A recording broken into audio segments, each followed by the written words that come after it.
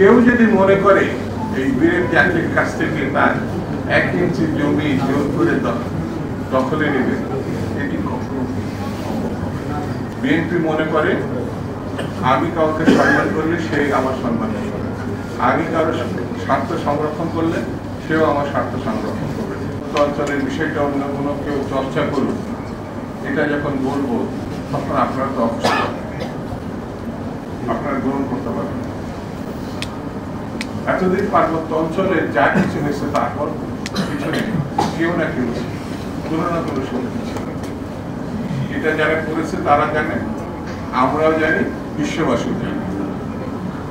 ছোট দেশ হিসেবে বাংলাদেশ যদি মনে করে যে এর পিছনে খোঁচাখুচি বলে কিছু হবে না, এই বিষয়টি কিন্তু ভুল হিসাবে চিহ্নিত।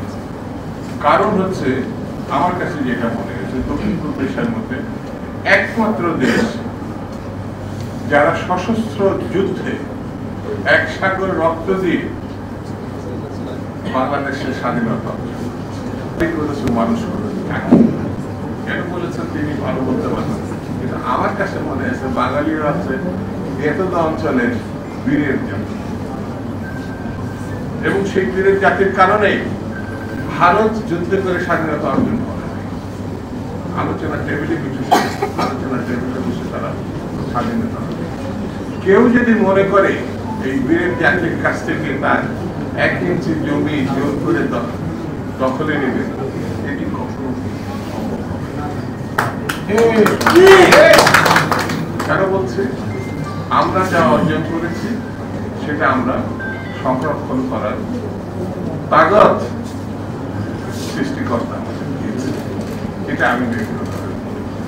সেই জন্য আমার মনে হয় যে কোনো সমস্যা থাকে পারস্পরিক বিষয়, আপনি জাতিগতভাবে অর্থাৎ স্বীকৃতি মানি, স্বীকৃত করি, মেনে নিই, তাহলে আপনার পাশের লোক যে জাতি গোষ্ঠী যে ধর্মেরই হোক না কেন পারস্পরিকভাবে গ্রহণ করতে হবে, পরস্পরকে গ্রহণ করতে হবে। সেটি যদি করা সম্ভব না হয় সংকট ঘনীভূত হবে, সেই জায়গাগুলোতে সংঘাত বাড়বে, সেটি বিএনপি প্রত্যাশা করে। একনল হ্যান্ড ওয়াশ 100% প্যারাবেন ফ্রি, তাই নিরাপদ হাতের জন্য আস্থা রাখুন একনলে। বিএনপি মনে করে আমি কাউকে সম্মান করলে সে আমার সম্মান করবে, আমি কারো স্বার্থ সংরক্ষণ করলে সেও আমার স্বার্থ সংরক্ষণ করবে।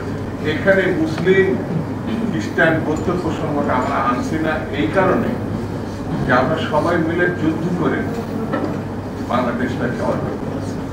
হ্যাঁ, যুদ্ধের কথা, যুদ্ধকালীন সময়ের কথা যেটা আমি আলোচনা করি, আমাদের কেউ কেউ তো পাকিস্তানে ছিলেন।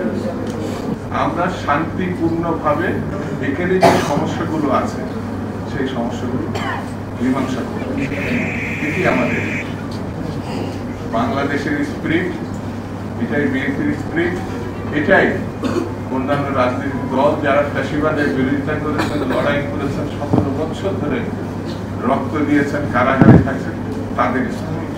সেই জন্য বন্ধুরা, সমতলে যারা আছেন তারা যদি পাহাড়ে যায় আমরা নিরাপত্তা প্রত্যাশা করি, আর পাহাড়ে যারা আছে তারা যখন সমতলে আসবে তারা নিরাপত্তা